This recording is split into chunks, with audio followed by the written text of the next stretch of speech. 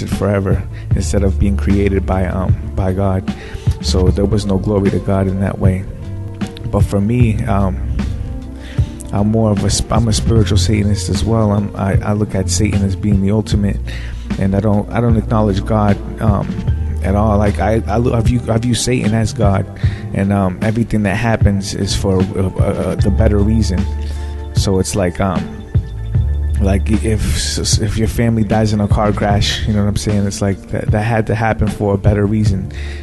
Just like Christians would consider their God to do these things, like to have his better reason. Hey, this is Zon on the mic. So is that concept of Lucifer and the fallen angel and all that, is that part of it too, or because you speak of a spiritual Satanism?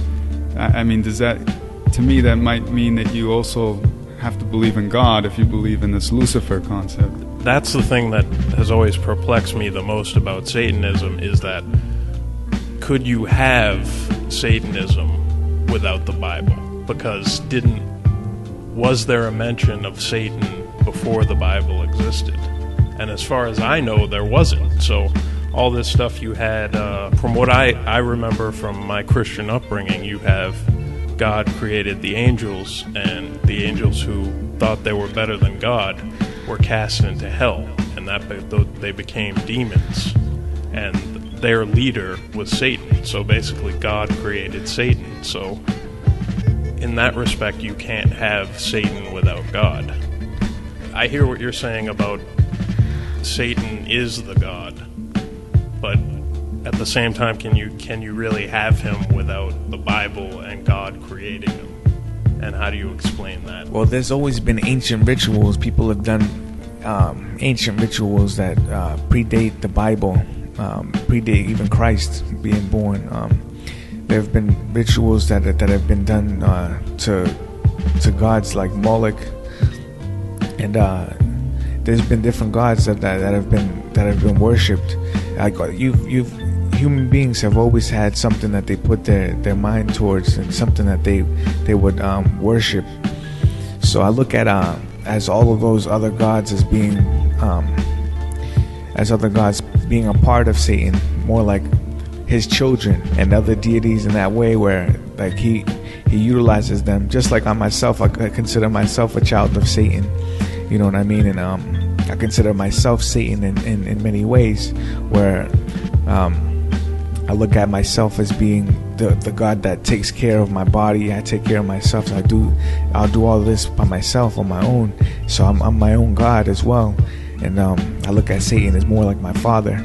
And it's just pretty much like that. When it comes to the old deities, there have always been gods that have been worshipped, and even in the Bible it talks about how these different deities weren't of God, and they were considered an abomination, almost an abomination to a certain extent. About it was blasphemous to worship any other god, and God was a jealous God, and He didn't allow that. He wouldn't allow anybody to worship any other gods.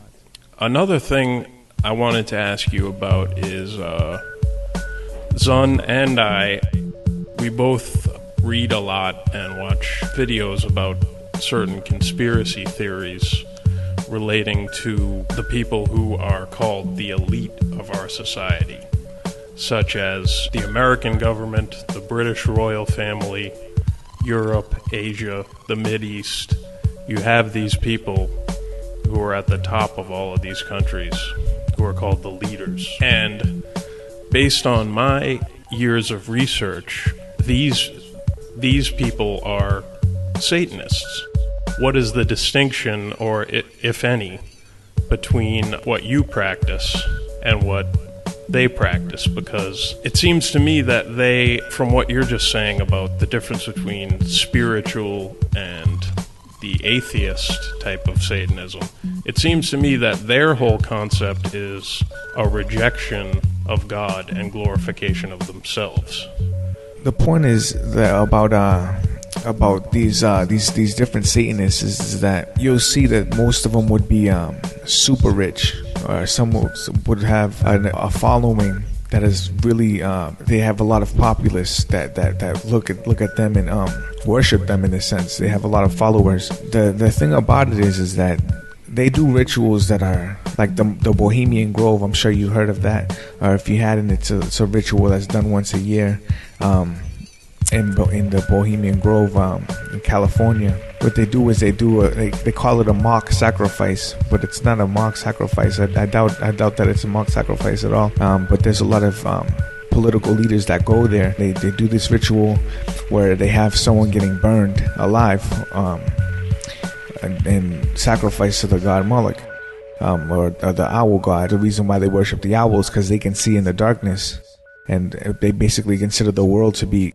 covered in darkness because they took a lot of the knowledge, the sacred knowledge, and they kept it for themselves, and everybody else is in darkness and they could see through the darkness. The difference between me and them is that I don't believe in having children to be sex slaves, and I don't think that that's right. This human sacrificing goes way back. People have done human sacrifices in earlier times, and the serpent worship goes way back too. These are things that go way back, reptilians and things like that they worship, cold-blooded creatures. But I hope I explained that a little bit to you. It's just pretty simple as far as them doing these deeds that are much more intense and a lot more dramatic. They'll do rituals that cross all barriers, and they don't turn back and have any feeling of guilt, because if you have guilt, we believe that you crumble yourself with your own guilt. So you basically become a part of a bad situation, because the demons don't want anything to do with people who have a change of heart for the rituals that they do. So when you do a ritual, fully, and you don't look back. You don't have any feeling of regret when you do them. You do them fully, and that's that. Another important distinction that I would draw between you and them, these groups that we call the elite, who are another type of Satanists, as you just explained. You call yourself a Satanist, and they call themselves Christian. For example, the current president of our country is George Bush. He's going to be out of there in a few weeks, but if you look at what him and the behavior that him and his entire cabinet have engaged in, that it's satanic behavior in the sense that it's evil, it's anti everything that you might consider good or wholesome. So everything is a secret to these people. I think that I can see a large distinction, but just in the sense of you come out and say what you're about, and they pretend to be good. Well, they're about as evil as you can get. And this idea of blasphemous acts, that when you talk about Bohemian Grove, I've seen the movie that Alex Jones made where he snuck in there, and that's the only footage that's available aside from photographs. And if you look at the photographs from years ago, because it's a yearly meeting that's been going on for a long time, they have kids, real life kids, strapped down, and they killed them.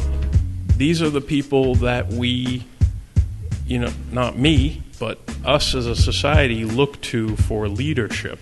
It's frustrating for somebody like me to the realization that these people are not on my side.